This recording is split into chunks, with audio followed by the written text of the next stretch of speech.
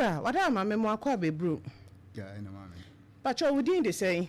Pacho e friend Kofitachi. Kofitachi free krobe so. Pacho friend makasi kesi. Yo, assemble na do na man pay. Yo mam do fie no pay de. Papa ya e friend Papa James fitani. Me kanya problem 2004 2024 na me de man so onye ka no ho adwuma me. Tutu ka no e me ni ho me konkran. Onhwe ka no ho adwuma nyama me no. Enne echina for tutu ka no ka kem se ka no head that's why ira ana sata obi abefa. Sa wo konso na ni nyina wo ma obi afa na nipa na manso ma me ko e ko man me ko bona man se na Master James ka chem se ka no boot no lo Opemsuo ya fa me yi no sata ni me yi no si ade na o kasa me so oke ni wa ne nkasa no so oke de me ko ne me kasa o tele ni nti o ne be kasa ma me 2004 no me twen no afi ne se me ko court na me se de bi me fa no court magazine for mo garages am ko report no garages na garages for no bem bem no ka chense papa yi wo se won ne ka ba wo se hu adwuma no no kure wo se han wo de wo ka wo se dabi ka wo nya hu adwuma wo de workmanship nyina matua ma wo nti kwa be na fa so en ka no wo se o ma no 2 weeks no mo se ye ma 2 weeks ye ma 1 month ti 1 month ne so a ye ne ya be san atua na mo ye de bi aka na ho e be ba ho ti 1 month ne so ye ba ho no o ba na wo se onyanyan ti wo sere wo antwen kwa chi kakra ma no 2 weeks now or say ya 2 weeks no nsan kan no mo twekwa akiri senti dabe no one header no si ne enyampa ending of July no nsabeka ma me ye ba ya e ba ho 2nd July ye ba na wase ka we no onya head no yi no onya wa ya onya bi nti de ka Zuki e wo me phone so ha se mitime yi akiro ka so ka Zuki a e wo bi de ha o di Zuki a ana wase we ka we si we papa no kra so woton man if wase kro pon ne ba ye wase woton that day na me twa photo na me kire me office ba ko ni spray car no na me ko ka we na papa so wadi mami o na adwene ho se no so car minim car me na spray car na me ye mula na bibia nti car de ye me sai tutra car na ye mame nkan tua waso kai papa tutu car no ho ni mabasa ka wo se engine ase no ndi kai se na ti a di papa no bitini car ni free wasa kropon we du kuma se a car wo chatan ke bo so enye battery wo so enye azobe se gwasi nyina enye se na papa use car na ko bitini free wasa kropon be du ha ma wo begin se azoba e ho kwa mensa na me tu bo te bo mu no me ntwantro azoba na bobu kan mu no ni mu no ye hu asem a esi wo se tu aso minutes wo sa so hwehwe se ma first balance so ntinye adwuma sa enti ni ka je kan de we ndi mani hu no so mai bibia ka ba ko bo ho ka 125 million nti we meya mi ama ye ngi bibia ama na garage phone so be we ama de ne me hwe number no me de 13 we de ama me si number me si nya hwe we ni pass no ho nti menye na me je ti me fa kan 3 November last year o me fa kan free ho no July 2nd na o ba me no 3 November na me sa kan ka no na mpa ba ma je kan se me sa kan me ka me ni asem bia ma me de kan ko me dru tafo tapas ayi ho no no e ho na overheat achi me enso na ni ka ma na na she enso na ja me gina ho na boy se wo ho mbo ame a me gina ho se enye battery ma sa to battery daddy na me to battery mo 3 November me to battery mo si so na me ju yam tu enso guma me de koe koku du kuma me twi school bus ndi me nya kwa me ntuka no enye hwe ka no ho aduma na we du fe na de asa ma me 26 December yi ye pastor papa ka ba kwa me so ma no ka no ni waterpool na say na me kwa ko pebia ma no mi sane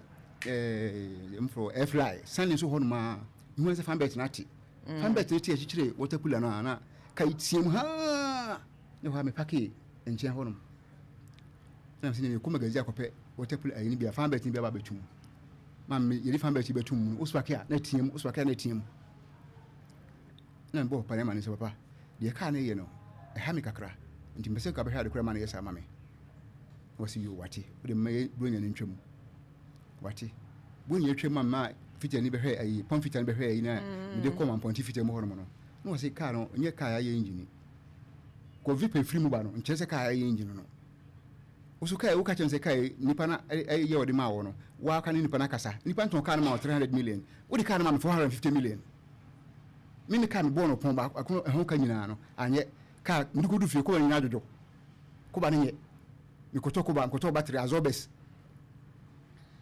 na msi debi se ma hwe man kama yi a emwa me nti se mfre papa no ma frɛ na last week a me frɛ man no me friend won fa ne nkura abie school o mo school ma nti sei car me mpe car ne biem ko me ka me di car na chi a car na betwe mu mogya nyina ti me mpe car ne biem mo fa car no fa me sika ma kama mo nya pressure kra dabi ma me mpe kra kwa nyine me na nyina yensempa mira wada ma yensempo mira wada ma wudi mpapai jo wada ma wudi de say my friend James Kwabna Jan yo opeyini Jan wada ma free professor me free kasego afidie ni mwa me free na brongo jo wada ma sama papa ken no kra na enye no kre I dey see ahome papa ya sama kan bia no kre bi nya no kre mami hu na ni o mnyina ne say asama making identity of for na de bedi kan papa de kan na de brem na asemi nye ho adwuma no no kre se na de na nye head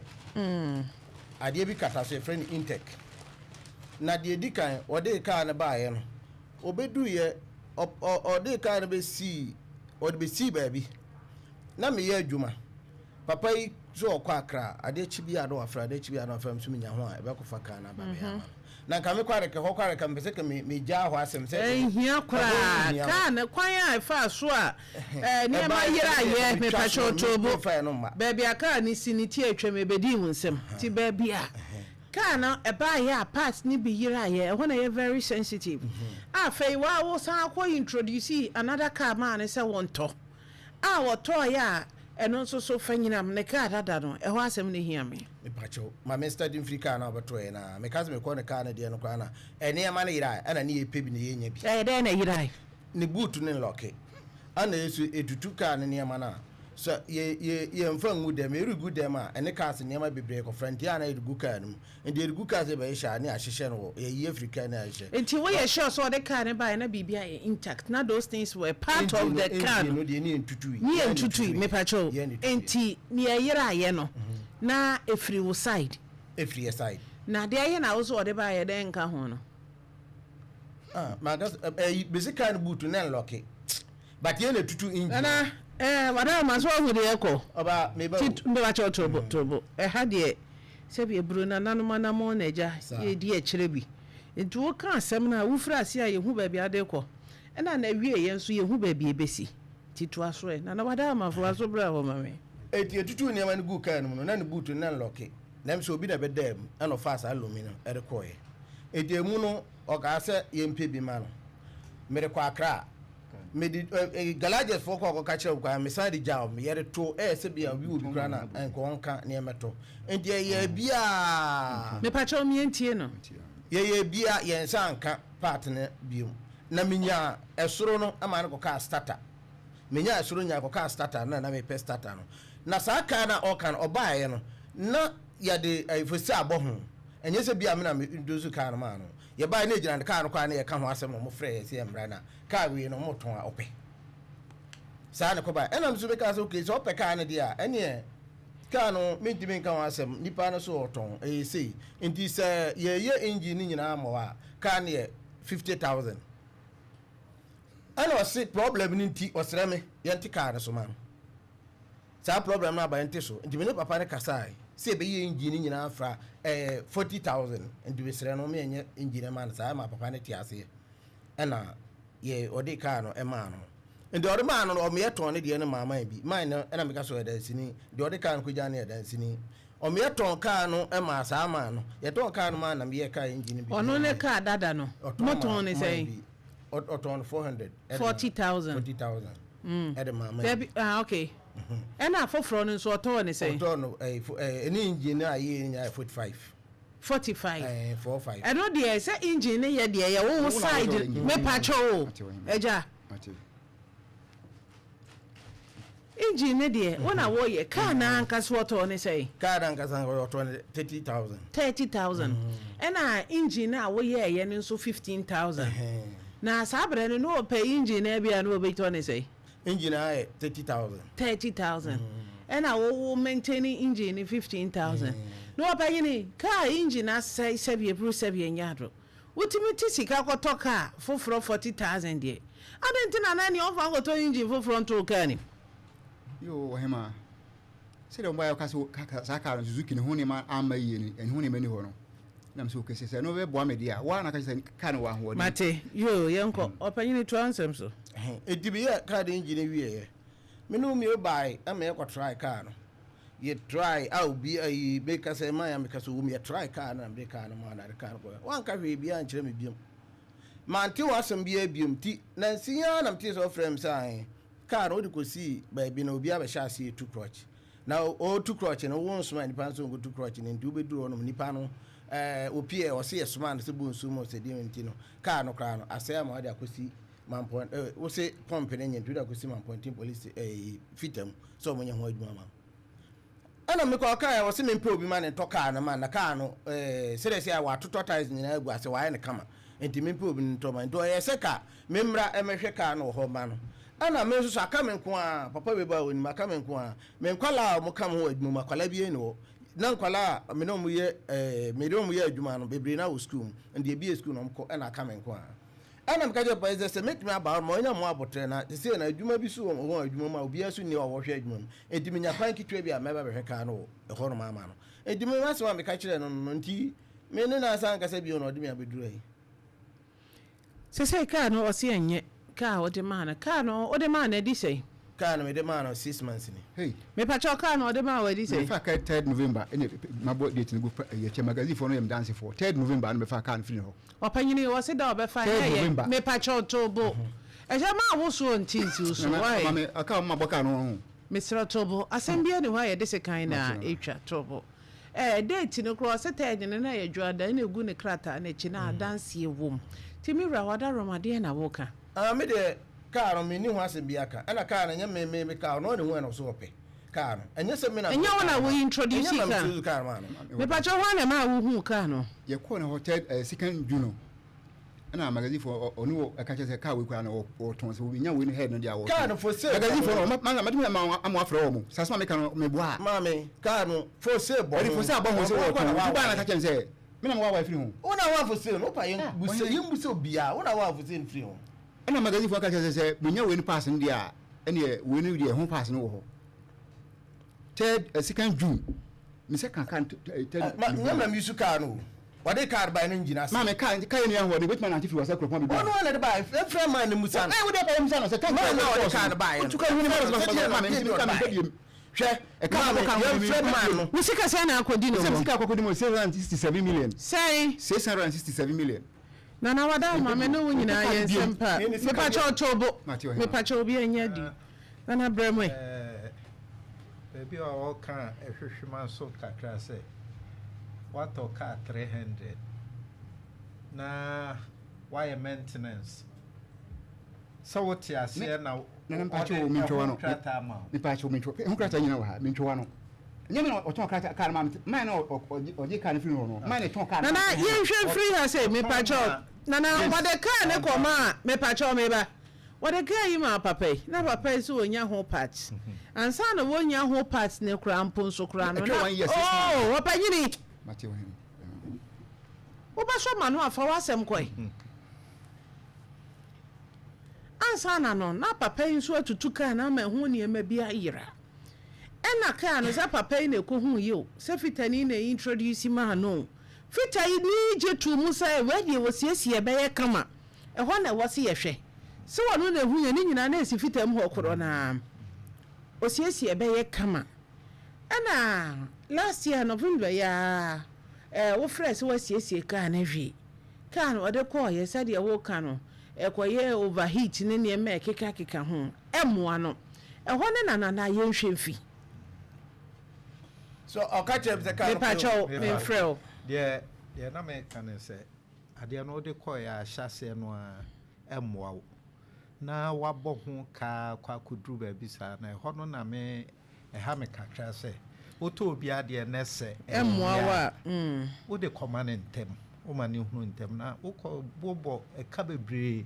enipa no waton ade na ma se wo ko hia na kwa ho na to e na ade ko ya ka ne hunu be hunu na enam so ni no nti bibia se bibi ade na be hawa enso ma na so etintem na ade akire ko boka wenum nyina wie na be ka se ska akodi mu yesi a meme ebo na wo bo ne ye bua ekọ papa yi ho nye so fa ka me pacho panyini 650 no eye di akọ papa yi ho ana wo fa ka ne wieye ya akọ no ho sanu wo ka no sanu wo ka no enti me pacho tobo se skane nusa na wo wabem endrusa na we kana we kan ye ntia se na wada me bro wono ne say ebra ne ka ne ko ho ne bro okoto foforo ne ka na siesie enam papa yi sem no sika waboka e wo papa ya fem no ka ne mienu e se kura de ye mfa ne ba ko so oja ba ko kwan na ebra wono ane de ne ko ye ene ne de a wo ye ya anye yie ka wo boy ene a face oto ye no so na siesie no na siesie kura papa ya mi ehu se ka no kura engine na wo siesie 15,000 which is so and who speaks a lot tinana wada roma bebe na ye wo brepa me ne nana na ekasa nti tobo mame why esiesie nti ne wa ha ti tobo mame with the engine maybe a fitani before say me be ube fra ko overhauling ye to overhauling no ye be top pistons ne bo anya den ya beto pistons ne boy den ti over me kire a normal ye overhauling rings and a recondition engine recondition in say wako na wako change rings ene ebia asia bearing nko and on a recondition engine na oye overhauling dia obeto bibi ti say overhauling gaskets